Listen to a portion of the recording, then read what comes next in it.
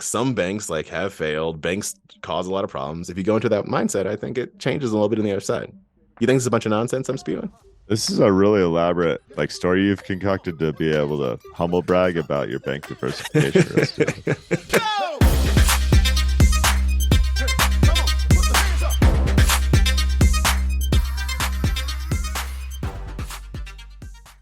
This podcast contains the arguably witty banter of two friends, Skippy and Doogles, that like to debate about investing. The content is intended to be entertaining and for informational purposes only, not investment advice. You should do your own research and consult a financial professional before using any of the information in this podcast, and especially before investing. I got a question for you. Yep. I'm skipping all pleasantries. All pleasantries, because I got a question. My kind of podcast. This is 2023, the 2-0 deuce trace. If I say AI, what do you think about? Artificial intelligence, too. Exactly. If this is the year 1999 and I say AI, what do you think about? Killer crossover. Is he in the finals at that point? I can't remember when he like put a whole team on his shoulders.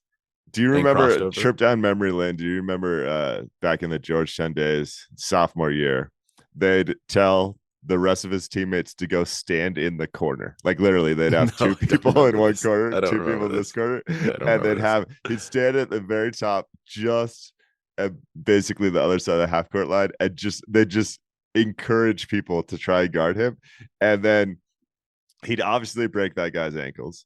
He'd drive. If the people that were supposed to guard the folks standing in the corner would help, he'd just pass over. They'd get a wide open shot.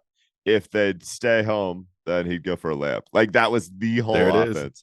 There it is. Amazing. All right, let me bring y'all along in case you weren't following there, because sorry, we always get on our esoteric-ish. So artificial intelligence right now, ChatGPT and all the whatnot, is the rage. AI is what's talked about right now. But if you go back 20 years, AI was Allen Iverson. Allen Iverson's that individual with the killer crossover, teammates sitting in the corner, doing whatever they wanted to do. I bring this up because this just made me chuckle. This made me chuckle this week. Someone tweeted out, "Why is he doing this?" to a picture of Allen Iverson, and above it says, AI could replace equivalent of 300 million jobs. And then Barstool Sports commented on that too. I don't know why. I mean, it's so simple, but it gave me all the chuckles. It's so funny because I have a hard time thinking of another example of where like two letters became so synonymous with an individual. And then to your point, 24 years later, those exact same letters mean something entirely different, but it's still AI. Why is he doing this? Yes, I mean, he's going to work all the jobs in the US at once, man. And like, exactly. Not many of those jobs are in basketball either. I don't know how he's going to do this. Oh, they're not. They're not. Welcome to another episode, everybody.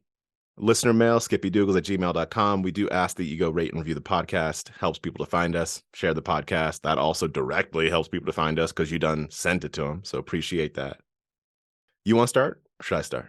Well, I want to see if I can throw a curveball your way. So we are recording this on the morning of the Berkshire event. I know. Not from Omaha. Not from Omaha. Maybe next year. But actually, this might answer those questions as to where we record this next year. Douglas, I think we should play a little game where you ask me questions and I pretend that I'm Buffett, because I think I can nail all of his answers. What are you eating right now? Oh, some peanut brittle, and I got a little Coke over here. Ding, ding, ding. No, I said, what are you eating? So he would just specify what he's eating. You went into drinking, so you actually kind of failed. Peanut brittle. See, okay. There you go. Yeah. What are you drinking? This is my third Coke, and it's 7:30 in the morning. How gingerly did you walk up those stairs? Oh, I sprinted. This is my favorite day of the year. I got one for you. Yep. Well, I could buy all those oil stocks after you got crushed buying oil stocks a decade back. I like money. The Wall Street Journal has been writing articles about the questions that he might get asked. I think that's the most fascinating one. And I think it's because he's still in a little bit of a defensive position, thinks that the war between Ukraine and Russia could turn into a larger event. Ooh, that doesn't Yeah. sound very buffet at all. No, I really do. Why do you think he's buying? Oil prices are crashing. Like that stuff. If you, for folks listening to the pod, if you've never held like a individual name in oil, and I mean whether I mean refinery or someone like Exxon, Chevron, Oxy, which he owns, you quickly learn how dependent you are on commodity prices with the holding of a business like that. My point, I can't say fully that you're wrong, but my point is that historically Buffett hasn't used, I'll call that like macro information to determine what he's going to buy. It's the value of the organization and the belief in what it's going to be, 10 years from now, whatever it might be, which is different than like the Ukraine war. That was what I was reacting to. Okay, you're completely right, and I poorly articulated it by grasping straws as an example that is probably not even in his thinking. But what I would say has to be in his thinking is that he thinks commodity prices, specifically oil, will remain average to above average levels. That's true for the foreseeable future. And I shouldn't have speculated as to why he might hold that hypothesis, but that's one answer where I think I might actually learn something new. Everything else is going to be like index funds. America is great. Charlie's here to rip you to shreds in 3 words. And, I do this to give the economic community of Omaha a boon, but that's, and because I like it. Charlie reminds me of you if you slept on the wrong side of the bed every day for 76 years. Because so many of Charlie's responses are always like, who cares? That doesn't matter. It's because they're stupid, right? It's like the things that you don't necessarily say exactly, but that you think about a lot. You think about a lot of the nonsense that exists out there. It'd be a lot of waking up on the wrong side of the bed, but yeah, and still. We should hop into it then and see if I can bring out my inner monger. Is there anything else you're excited to learn from this weekend in Omaha? What I'm most excited to learn, I don't think I'm going to learn because it's like not the style that they play to, but I'll be curious. And it's mostly the situation that we exist in right now in the market of like, is there value? Is there not value? We've talked about how you talked about defensive position right now. And we discussed how Berkshire Hathaway has mostly been sitting on just like piles and piles of cash right now. They've been doing that for the last few years here. And there's some that's been deployed over the last 12 months. We discussed the Japanese trading houses from last year. You just talked about oil, but I'm just curious as to is this a time for capital deployment, or are they still going to just sit in cash for a long time? And how do they perceive the current environment? That's like mostly, but I don't think I'm going to get a lot of like directness there. They'll talk about what they did or what they didn't do, but mostly it's probably going to pull out some black and white printed out PowerPoint slides talking about how America's great. Most likely. Yeah. Most likely. Those are good slides though. Those are some good slides. Buffett, I know a guy, does a whole company actually does incredible slides. Need some help. Just great in slides. color. In color. They're amazing. Doogles, okay, what's in your fishbowl? I'm reaching the fishbowl, and I'll use a little transition. Buffett bought into Japan. Buffett for a while was saying like, America, America, America, doesn't really touch international very much. Went decent sized into Japan. Why is that? What's going on? I'm not sure about Buffett specifically. I mean, we discussed that, but this isn't about Buffett specifically. But there was a report this week, not the first of its kind by any means. I know you're about to jibber jabber about that, but I enjoyed reading this. It's called International Diversification, Still Not Crazy After All These Years. The folks from AQR put this together. I'd like to give a little highlights from it, if I may. If I may? How do you ask? What's the actual question? They say if I may, but may I? Oh, yeah, that's probably it. May I? Yeah. May I if? All right. So there were 5 theories, let's call it, postulates, maybe arguments that were put forth in this. 4 that were for international diversification, and 1 that it says was against international diversification, but it kind of was for international diversification too. I'll read through the 5 quickly, and then we can go back and talk about them. The first is, it's just common sense that you should diversify. Okay, that's the first one that's for. The second argument that was against says everything crashes at the same time. So what the heck is the point of diversifying internationally if all the countries go down at the same time? Like, it doesn't really matter when it matters. The third, that changes in valuations can lead people to make the wrong conclusions about the past. So that's like, how do you extrapolate what happened in the past to the future? That's an argument for, because extrapolation like that you shouldn't do. The fourth is looking at today's valuations. What the US has been doing is unlikely to persist. US has been outperforming. You've been jibber jabbering about that for 75 years now. The fifth is international diversification is especially useful for active investors. So those are the 5 points that were brought up here. I'm going to give a couple bullets on each of them, if that's cool, and I'm going to get your reaction. Good with that? Yeah. Let's roll with it. Okay. The first, not going to spend a lot of time on this one. It's common sense that you should diversify. So this is saying that if you look at any home market, by home market, I mean your country, just look at the country that you live in. It makes sense generally to diversify within that country. And so if you extrapolate out, you'd say, therefore, diversifying across the world also makes sense, because it's good to balance between different economic conditions, different technological revolutions, whatever. So that's the basic theory. You got anything to say for or against that? That one's kind of basic. Yeah, I'd call it obvious. Basic, common sense, and obvious. There we go. So we'll skip past that first one. The second one, everything crashes at the same time. So why bother? This is what was stated as the potential argument against. What I found, it's garbage. Like, it's garbage. Go ahead, Charlie. Okay. So if everything crashes at the same time, and I have 3 different candy bars as assets. No, if I only like Milky Ways, everything crashes at the same time. We're saying Milky Ways crash in value at that time. So I'm out. Like, obviously it makes sense. Sorry, I don't know why I'm talking about candy bars. Candy bars? If you're saying if that's really about to everything crashes at the same time, then the singular asset you would buy would crash. It's too simplified. And obviously it makes sense that at that time when everything else crashes, like what happened last week, and people could say all regional banks crashed, but First Republic, PacWest crashed to different levels than other regional banks. Obviously, holding a basket of banks make you better off in that case, and holding a basket of things that weren't just banks make you even better off. Diversification is pretty simple here.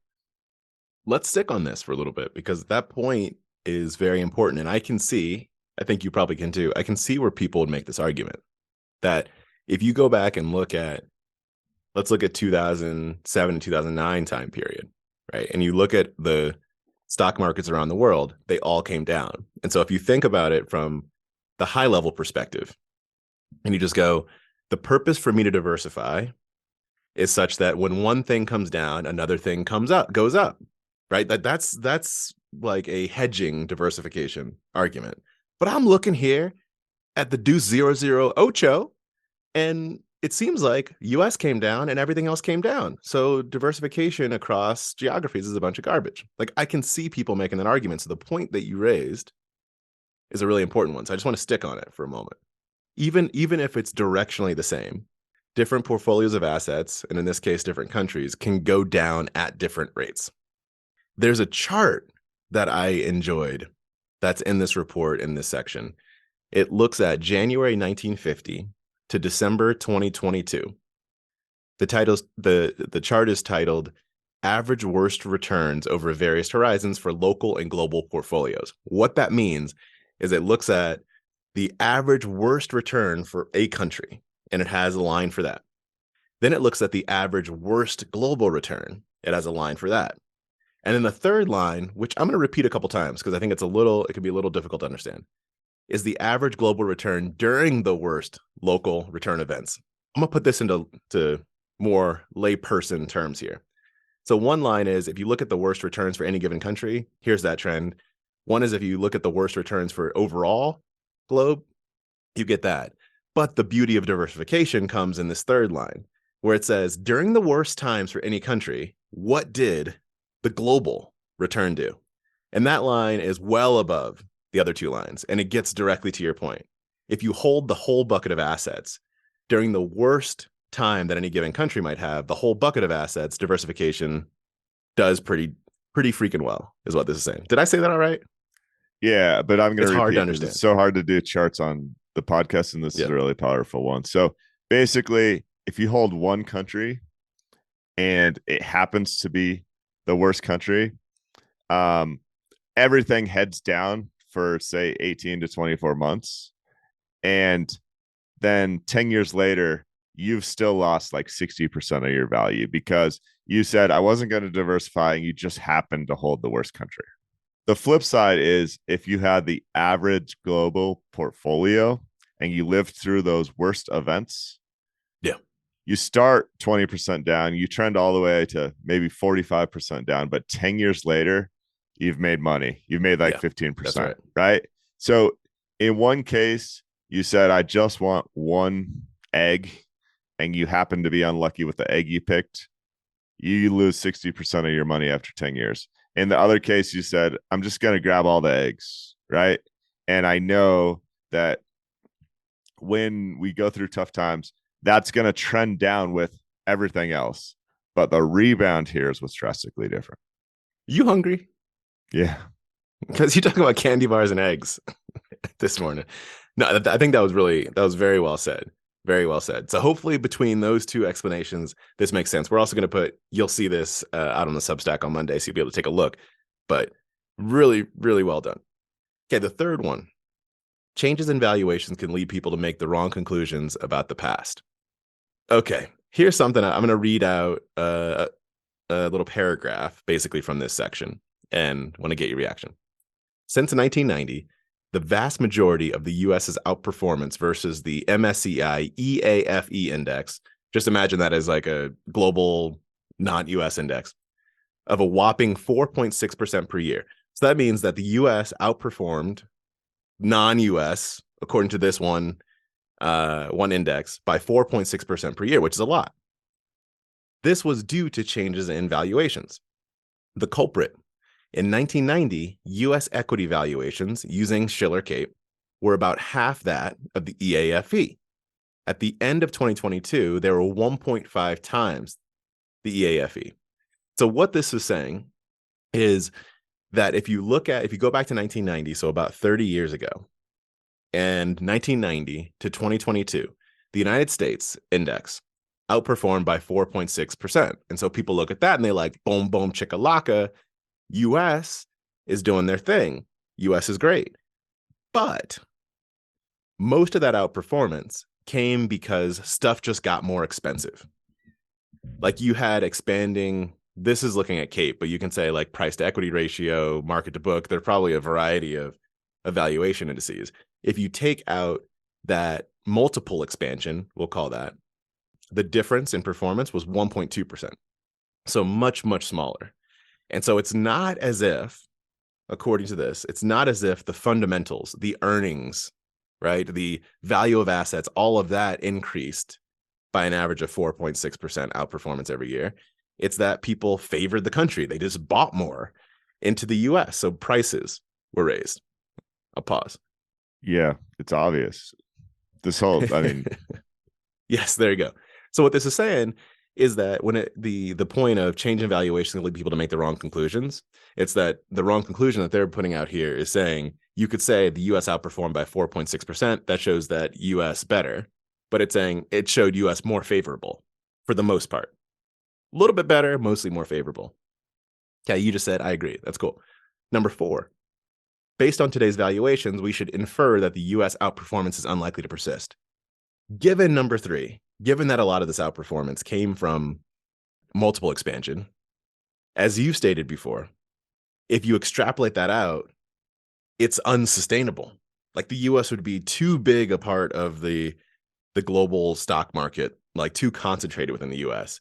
And something this talks about momentum a little bit in here. I'll read this part. If investors only recall US outperformance in recent decades and do not know it is mainly due to relative richening, that's what we just talked about, relative richening, they may take the past as prologue and extrapolate it indefinitely. effectively acting as momentum investors at horizons where reversals are more common. I'm going to translate this right quick. If you look at US outperformance and ignore the fact that it's just because US is more favorable and not more better, then you're going to act like someone buying into a trend at the high point. Now, this isn't saying at the high point. It's saying where the high point is more probable. But yeah, I mean, I couldn't figure out why I was so bored over here because this is just obvious. But then I think I figured it out. So it's important. This stuff's important. Well, it's important if you want to make a decent return because just holding generic US stocks is, but who cares about that? Most people are trying to underperform the market, Doogles. I can't find exactly when this book came out. I think it's 8 years ago. There's a book called Global Value by Meb Faber. I actually did research in this book. My name is on page 23. I've been familiar with this for a long time. And so it's like what you said off the pod is entirely true. So, Skippy, it's obvious that you should own international stocks, and maybe the majority of your holdings should be international stocks. Yes. And you've known that for a decade. Yes. Well, why haven't international stocks outperformed yet? Well, that's the egg on my face, right? Yeah. Like, but it will come. It will come. I've held a significant amount of international stocks for at least 8 years because the multiple expansion that you talked about is not due to fundamentals in the US. So it's been a great time to hold US stocks because you've been able to ride that momentum of basically people thinking that US stocks were better, even though the fundamentals didn't show that. Like the US stocks they were making 1.2% more money than their European and worldwide counterparts, right? So I don't know. To me, this is like it's a monger. It's just like, yeah, of course. Humbug. Yeah. Make it happen. Yeah, it's important to keep in mind. And when we have our premium episode sometime in the next like 4 to 6 weeks, I think we're going to do a little premium drop. We'll talk a little more international. I'm looking at some international stuff right now. I like how it ends with this as part of the conclusion in this report. It's kind of saying this is the egg on face potential point, not exactly over the last decade, but it's an important point generally, not just about international, to keep in mind. A diversified portfolio that you hold today might look completely sensible. Tomorrow, it will look full of mistakes. After the fact, that portfolio will almost always have lots of positions that have underperformed. Even if you have more winners, you're still going to have a lot of losers. I think this is a broad, important point in investing overall, having nothing necessarily to do, or I should say independent of international, is that any portfolio that you end up investing in, you got let's say you have all your justifications and your rationales and everything. Today, you're going to be like, I was talking to you the other day when I was like, I'm looking at a portfolio I created. I was like, oh, who put this together? You know what I'm saying? Like, it looks so good. And then fast forward 5 years, and will it outperform the market? Who knows? But I'll say probably, just because that's the only reason I'm putting it together. But that outperformance is likely to come from most of them being losers and a couple of them, hopefully, becoming winners, right? And if you overreact, which people can do, if you overreact in the circumstance of seeing a bunch of your portfolio being winners, losers, because if you assume that they all should be winners, it's not going to work over the long term. You missed the best quote in the conclusion of this. It's no pain, no premium. Oh, and I've been dealing with the international pain for a while, but I still know what the data says. I still know what the valuation says. Like you do. That's how it says you're missing out on some US returns is what it says. Here's the thing that you're just going to skip past that. No, if our listeners decide to invest internationally, here's the thing you need to know. Like I held a bunch of Greek stock at one point, right after when like 2013, when that country fell apart, right? And you'd follow what was happening over there and you'd be like, oh my goodness, it's ripping. It's up 40%. And you'd look at your brokerage account and it'd be up 15%. And that'd be because of currency fluctuations or other, like there's so many more dynamics that are involved. Yeah. So that's why no pain, no premium sticks out to me, is like, this isn't an easy road. You're going to think that you have everything figured out and it's not going to hit for you in a month or in a quarter, it's like a decade-long play effectively. You want the multiple expansion to reverse or revise in the opposite direction. It's a really good point. Oftentimes when you're looking at the returns of international stocks or international countries, I should say, you'll see a couple columns. One that says the return in US dollars and one that says the return in local currency, because of those currency fluctuations that can be different. So real talk. Fishbowl it. All I care about these days, unfortunately, I don't even know this, is California real estate. It's true. So I know you used to live in Cali. Yeah, you used to live in Cali, right? True story. Okay, what is the one thing Californians as a whole are most proud of about their state? Arnold Schwarzenegger. Let's keep going. We got list schools. We got a list a few. Colleges? Top end schools is up there. I think. I think the GDP of the state being like bigger than all these massive countries like France. That's from memory. What else? They love that you have mountains and ocean, and like there's a lot of things that Californians really go nutty like for. Napa, right? Napa Valley. Napa. Good. Mm-hmm. Schools is on that list, right? Doogles. Schools like freaking UCLA, Cal Berkeley, baby. Say another one. Yeah, I'm concerned over there. You're getting really excited. Santa Barbara's a favorite. Oh yeah, you been to that campus, man? Gosh, Jack Johnson wrote songs about their cafeteria. That's how good the campus is. I mean, come on. Isaac Hayes wrote songs about a cafeteria too. But anyway, continue. Right, this particular article is about UC Santa Cruz. Okay.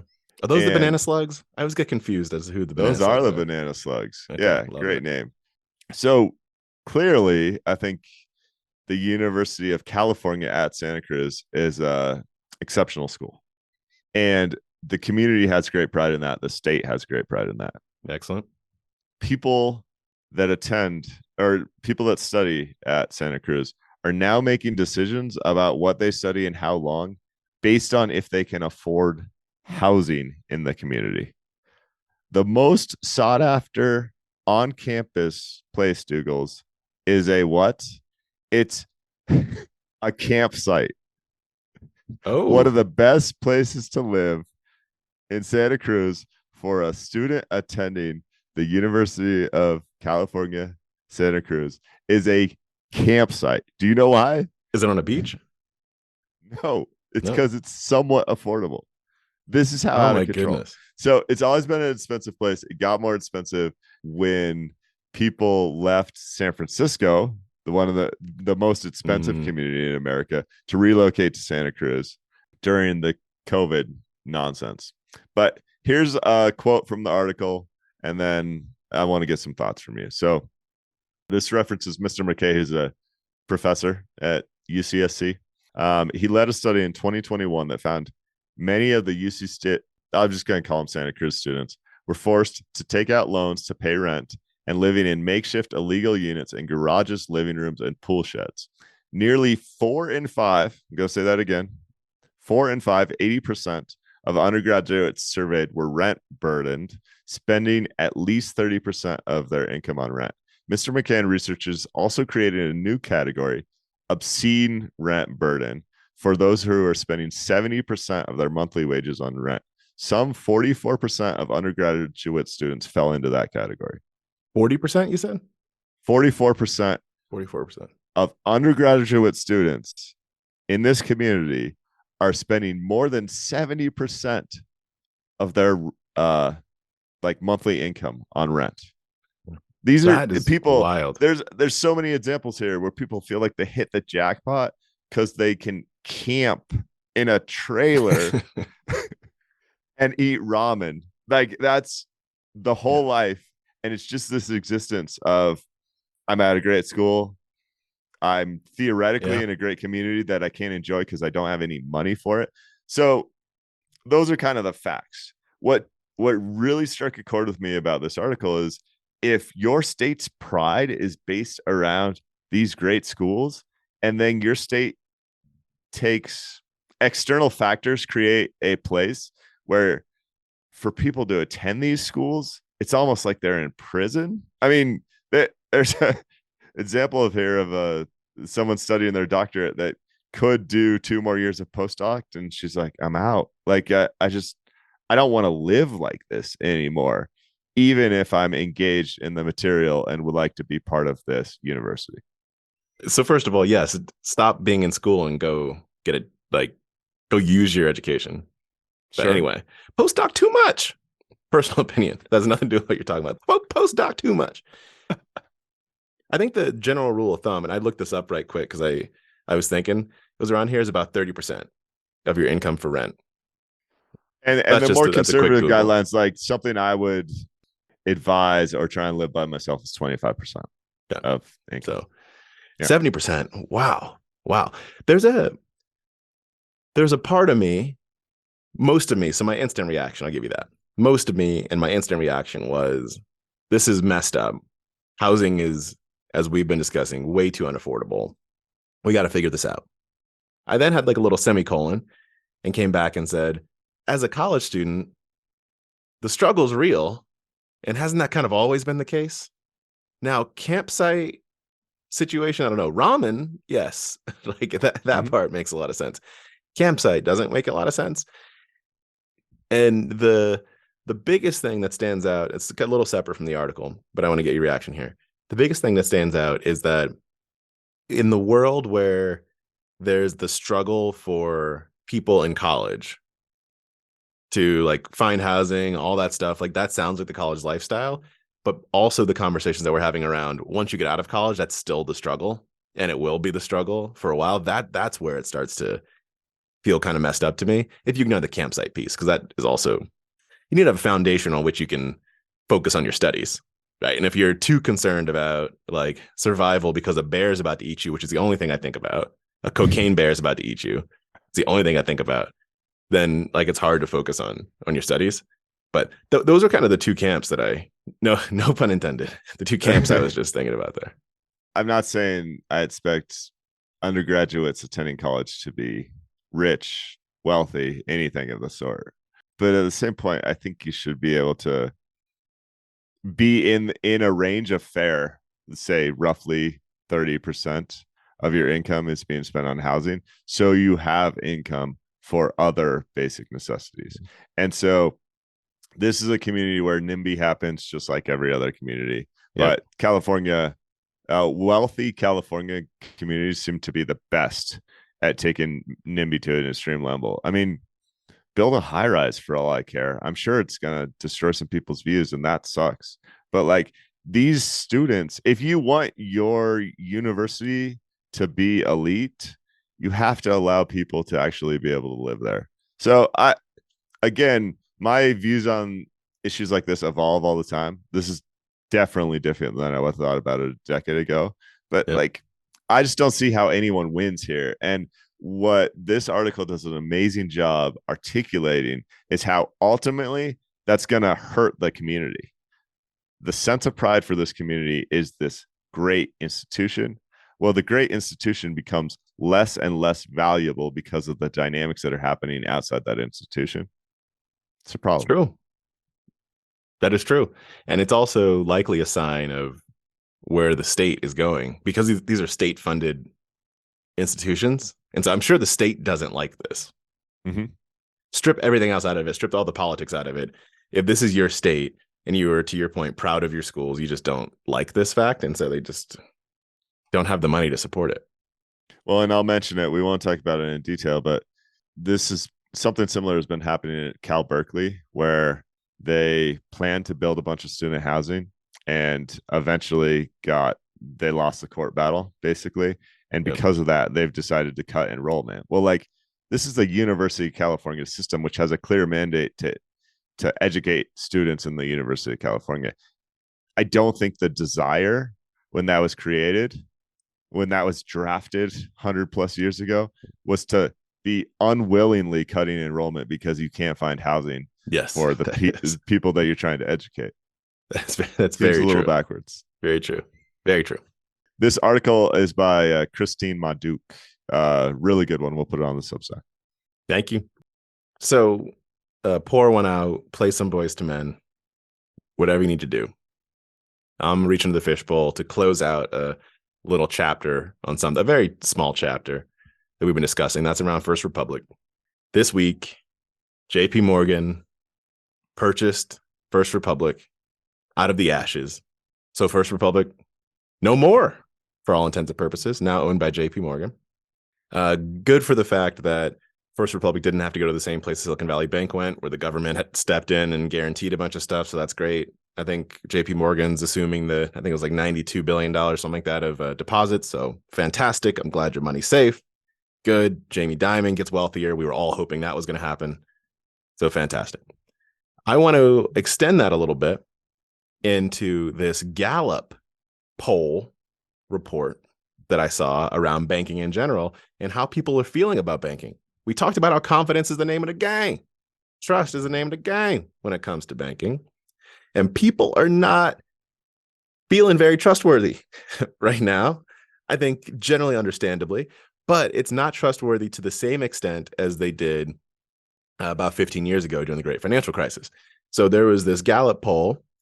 It was conducted from April 3rd to April 25th of 2023. So this was a month after Silicon Valley Bank and Signature Bank collapsed, but before this week. So it was before First Republic, I don't know, I'll call it collapsed. And Americans worry about safety of money in banks is the first headline. The question was, how worried are you about the safety of the money you have deposited in banks and other financial institutions? What percent of people said that they were either moderately worried or very worried about their money in banks? I haven't seen this. I'm going to say 50%. Just about 48%. So 48% of respondents said that they were moderately worried or very worried about the safety of their money that they have deposited in banks and other financial institutions. That is just about the same. It's a little bit higher, but just about the same as when this poll was conducted right after the Lehman Brothers collapse in 2008. So that's the feeling. Wow. That's the feeling that people have. They then broke this down out into a number of subgroups. So they segmented into party, so political party, identification, education level, and annual household income. Hold up. Yeah. I'm going to monger on that. Why do we have to do this? Why do we always have to be like, and you know what? You are different from your fellow Americans. We're going to tell you how the other political party feels. Sometimes can't we just be like 50% of Americans are stressed right now instead of like dividing us? No. I hate it. Sorry. Hate it. We can't. No. So in short, Republicans and independents are more worried than Democrats to the extent of, so Republicans and independents were both about 55%, 51 to 55% of folks who either moderately or very worried. Democrats, about 36% were moderately worried or very worried. And those numbers would flip if the different party was in the White House. I don't think they have any meaning. I mean, munga. You're probably right there. Because one could say, like without the political view, right, that you just took, one could say Democrats have less money. So yes, all your deposits are probably protected because you don't have enough money to be worried about. You could say that. But if you go down and look at the annual household income numbers, so they separated this into less than $40,000, $40,000 to $99,999, and $100,000 or more in annual household income. And the people with $100,000 or more are less worried than others. So the point I just brought up around, it might be because Democrats have less money. That's not it. If you have, according to this, $100,000 or more in annual household income, 40% of people were moderately worried or very worried, and only 10% were in the very worried camp. Whereas if you have less than $100,000, both the less than 40 and the 40 to 99999 were basically the same, and sitting at about 50-ish% in the worry camp. And so that's interesting. Also, if you have no college degree, much more worried about the safety of your money than college degree. So college degree folks, 36% were moderately worried or very worried. No college degree was 54%. So it is interesting to break it down. I know you're talking about why you got to divide us, but it's interesting to take a look, take a gander at the breakdowns and then pontificate as to why, and no action from us, but generally, I think it's interesting. I'm glad you think it's interesting. I'm glad you're glad. I don't. You said there's no action here. There's definitely no action. If you try and break down why those differences between political party or income exists, I think you have to make broad conclusions that are just speculations. And so I'm tempted to go down that rabbit hole, but I'm not sure that it adds any value. Yeah, it probably doesn't add any value. I would fall into probably the not worried at all camp. So the buckets were very worried, moderately worried, not too worried, and not worried at all. I'm not maybe not worried at all is too aggressive, but I probably fall into that camp. And the reason, I'll tell you the reason why for me, and I'll be curious as to where you fall. The reason why for me is because when I chose my financial institutions and banks, I was in the very worried camp before any of this stuff was happening.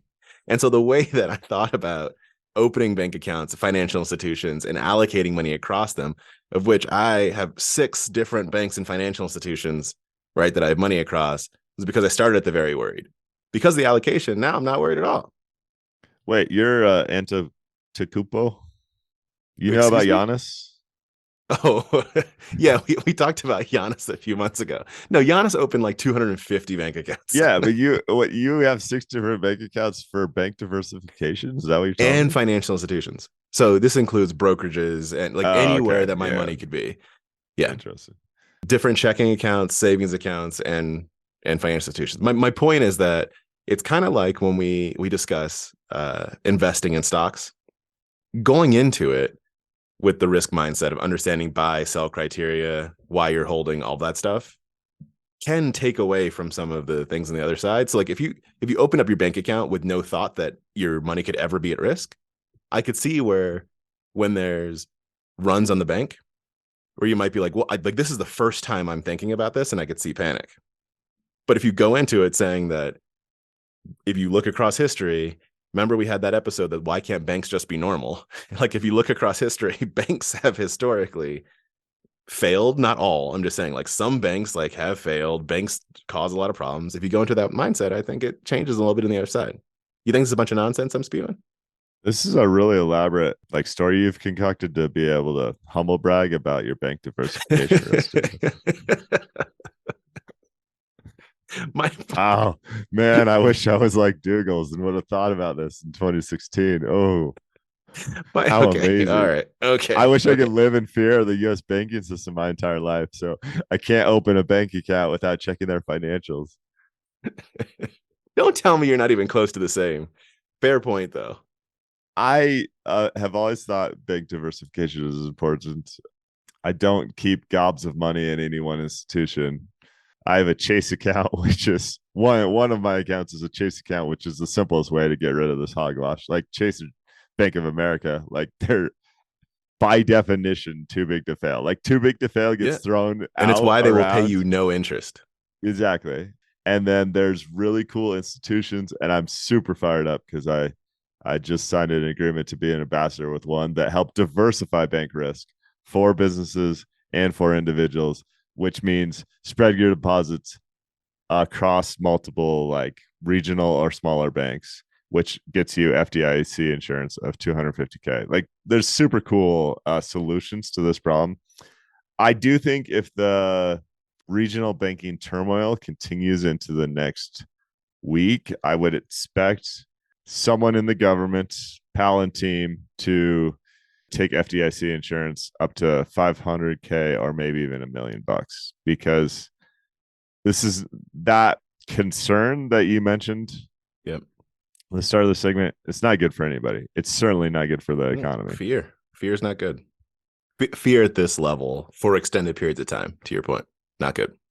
And it's a different type of fear, right? Like fear of my local grocery going out of business, or this stock holding I had that was a bet on a startup, losing 90% of my money is one thing. There's things that are more of a gambler's mentality. This is just, I just want my money to be safe, right? Yeah. And fundamental. So, yeah. Fundamental. You reaching in? I'm reaching in for one last thing. Remember Veblen good? What? Was it? Did you say Gremlins? No, Veblen. Veblen. I don't think so. So this goes back to one of the books I really enjoy, W. David Mark's Status and Culture. And he talked about Veblen good and conspicuous consumption. Okay. There was a picture going around Twitter this week of some fancy Porsche. I'm not a car guy. It was like $150,000 car. Sounds like a 911 Turbo GPT. Or sorry, that's GT4. Exactly what it was. Yeah. The license plate said Veblen, which is named after Professor Veblen, who coined the theory that there is goods where when price increases, demand also increases. It's simply like these status and culture goods. Yeah. So how hilarious is it that the guy that spent a ridiculous, way too much money on his car knows that he's only spending way too much money on his car for the status of saying he can drive that car and put Veblen on his license plate. It made me chuckle, and I still chuckle about it about every day. And to this broader point, who is the wealthiest person in the world right now? It's the LVMH guy. There you go. Bernard Arnault. There you go. I'm glad you brought this up, Doogles. There is a fabulous podcast on LVMH. Let me find it for you. Okay. There's a fabulous podcast on Mr. Arnault, how he built his fortune, and his company, LVMH, acquired. It's 3 hours long. That's how deep of a dive it is. I love it.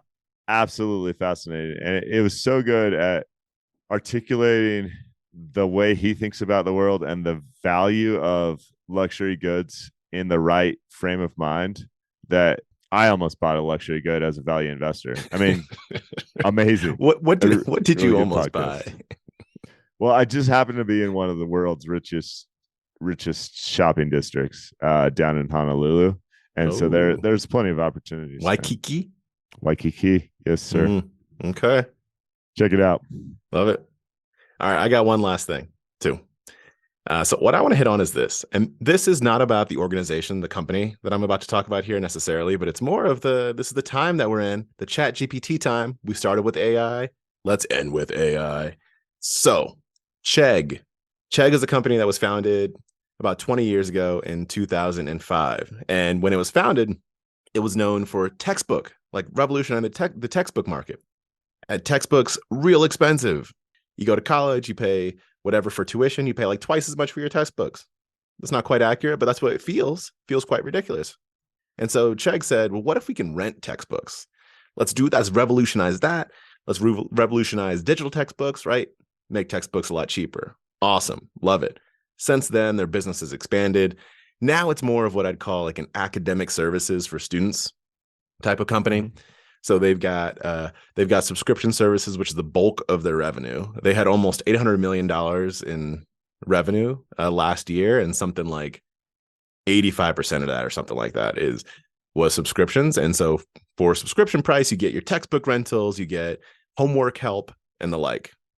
Okay, so that's Chegg. The reason I'm bringing this up around AI is that this week, Chegg had earnings. And during their earnings call, Chegg said that their subscription business in the month of March, 1 month in the month of March, has been impacted by ChatGPT. Of people saying, of students coming to them, or not coming to them, sorry, and instead saying, instead of paying for your subscription service for homework help, I'm just going to go to ChatGPT. Again, this has less to do with Chegg in particular, but has to do with like how quickly potentially some of these things can turn. After this earnings call, Chegg stock dropped almost 50% in the middle of this week. Half of its value went away the next day because of this statement. Some of it came back after that. But again, not necessarily about Chegg, but it's like really fascinating. And Chegg has been working with OpenAI to build out something called Cheggmate, which is like an AI supported homework help service. They've been building this out. It's slated to start like testing, out in the market pretty soon. But what the analysts are saying, and analysts are always right, so take this at face value. What the analysts are saying is that by the time that Chegg delivers its product, they're concerned that the mind share would have already shifted. Again, this is not even necessarily about Chegg. I just think it's like really interesting to see an example like this of something being disrupted in a short period of time, and then the way that the market reacted. Munger, what do you think? Yeah. So there's that's our show. So competition arrives and businesses die. Yay. Yeah, it's the speed. To me, like, it's the speed of this. So if you go to the first couple months of the year, no impact on business. And then they're saying in the month of March, there was the impact on our business here. And then the next day, 50%. I know you still don't care. But I think that this is interesting to see what was theoretical months ago of talking about there's this ChatGPT thing. Let's see when it comes out on beta. Oh, it's looking really interesting, right? And then within months, seeing what it potentially impacting like a real world example of one business. The most amazing thing is like the search volume that ChatGPT gets, and it's becoming, I don't know if it has, but like, remember when Google became a verb? Yeah. It's becoming part of the lexicon. It's becoming part of what people talk about in their day-to-day lives. And there's this incredible marketing machine that's actually organic around it. Like it's people on podcasts talking about it. It's talking about it to your friends. It's using it in bizarre use cases. Like I saw someone say it can replace your travel agent. And so when we're traveling, I'll go in and be like, plan a 5-day trip here. And I don't really like it. Like it doesn't end up being my routine itinerary, but it's fascinating. I think that's the story. And so with Chegg specifically, I think the market is overreacting, but of course it is, because the marketing machine around ChatGPT is so incredible right now. It's the market's sensitive to it. It's like the belief is this is going to revolutionize. So then, or transform, whatever it is. So then any example of it doing that, it assumes the worst or assumes the best. It goes in both directions. Yeah. Now this is not what Chegg should have done, because it would have been disingenuous. But if they would have presented their same results and somehow managed not to mention that they think they were losing market share to OpenAI, I don't think the market would have reacted as strongly. I think that's right. I think that's exactly right. That's a wrap from me. All right. Thanks, guys. Follow us on Twitter at Skippy Doogles. Premium subscriptions, Doogles is right. We're going to put out some mid-year content here in the new future. That's skippydoogles.supercast.com. If you're a premium subscriber, you get other benefits, like you get the show early. All other things Skippy Doogles is skippydoogles.com. That's right. See you next week. Love it.